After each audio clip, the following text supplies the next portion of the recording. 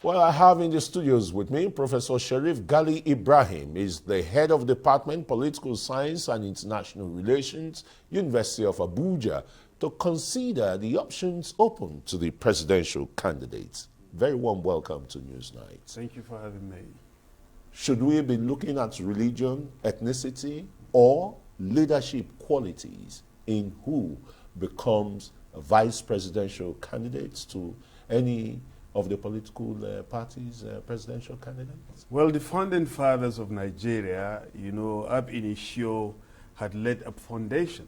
And that foundation was to actually consider Nigeria as a united entity with multivociferous symbols. Multivociferous symbols here, I mean divergent ethnic groups as well as religious belief. And that is why when we started in the First Republic, we had two great leaders, the Prime Minister as well as the head of state. So the Prime Minister, Bintaba Balewa, and the President, Nnamdi Azikiwe.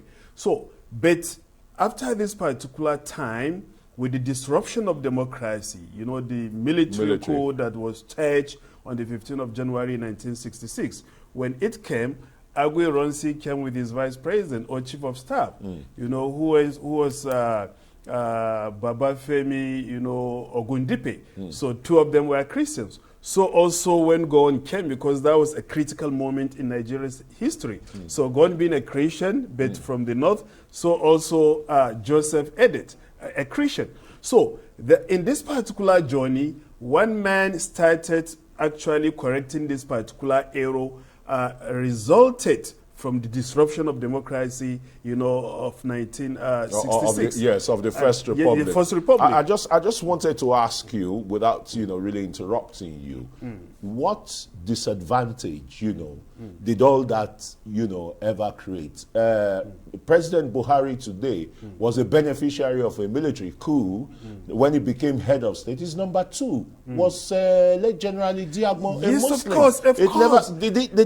I was actually coming there. Yeah. The disruptors who tried to actually get Nigeria derailed from the original founding fathers' principle of united Nigeria, having a kind of a national character outlook in our democracy. So after Agui Ronsi Gowon, now came Murtala Muhammad. Yeah. But when Murtala Muhammad came, he re-established that particular foundation. So when he came, he brought in Obasanjo. Yeah. And when Obasanjo came after the killing of Murtala Muhammad, he continued with the legacy. Yeah. He brought in Sheikh Musa Yar'Adua. So after that, then Buhari came. Buhari still disrupted the founding fathers' democratic principle of united Nigeria. When he came, he brought in Tunde Idiagbon, that is Muslim, head of state and Muslim. Yeah. So, but with the coming of Babangida, he tried to correct that particular error. So when he came, he brought in Ukiwe. Then apart from that, Augustus Aikomu. So then Abacha came. Abacha also came in Oladipo Dia, So also Abdul Salam, who brought in Mike Akigbe. So you can see that if you also look at the democratic regimes also, they try to balance this particular These are just for political expediency. Yes. What does it really, what does it have, on governance? Because what Nigerians are yearning for is the quality of leadership. Leadership that will, solve the numerous socio-political and economic problems in the country. So when Nigeria was made, we know that it was not made for Christians, not for Muslims, not for even the traditionalists. And that is why the federal character principle exhibited that. And that is why if you look at critically the primaries conducted by the All Progressive Congress, you come to understand that there are so many peculiarities and similarities between one man, among the northern governors, as well as the winner of this particular primary elections under the banner of the APC, which is Asiwaju Bola Tinubu. They share a lot of attributes and characteristics. And who is this man? I'm now referring to the chairman of the Northern Governors Forum. Why? Because Tinubu himself has been a very good strategist. He strategized for the coming of Buhari. There is no doubt about it. Coming of the vice president, Osibanjo. So also this man also had strategized for the coming of Bola Tinubu. Why is it so?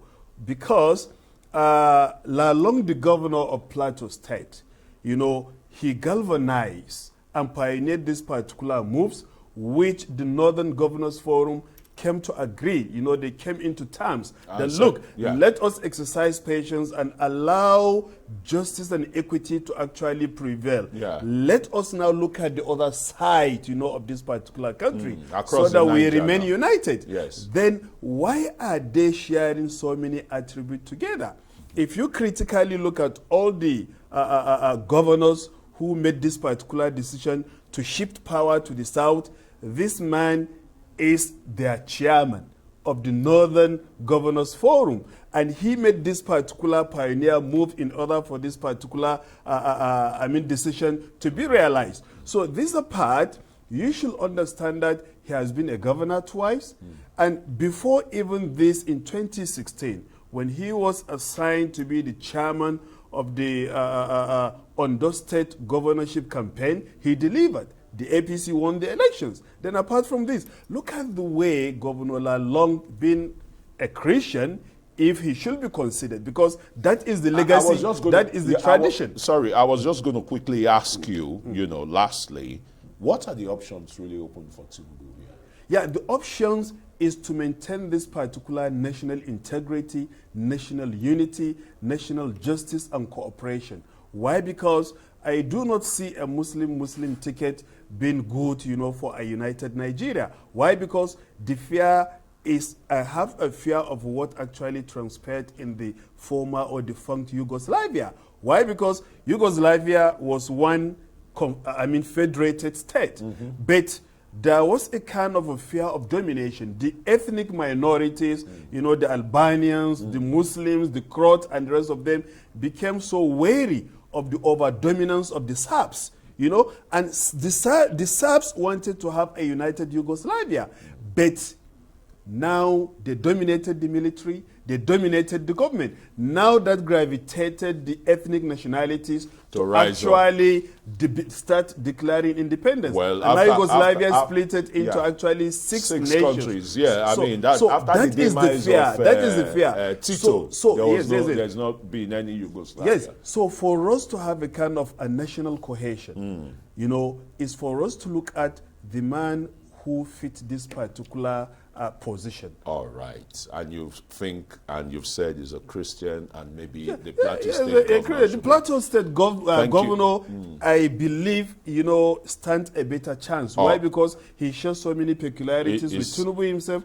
and his peace-building process, as well as his move and ability when he was the chairman of not even Northern Governors Forum, Speakers Conference. When he galvanized all leaders in order to actually cooperate with their governors in achieving development and progress in their states. Not it to be some campaign adverts from No, it's not a campaign. Thank you, Associate Professor of Political Science, International Relations, University of Abuja, Sherif Ghali Ibrahim.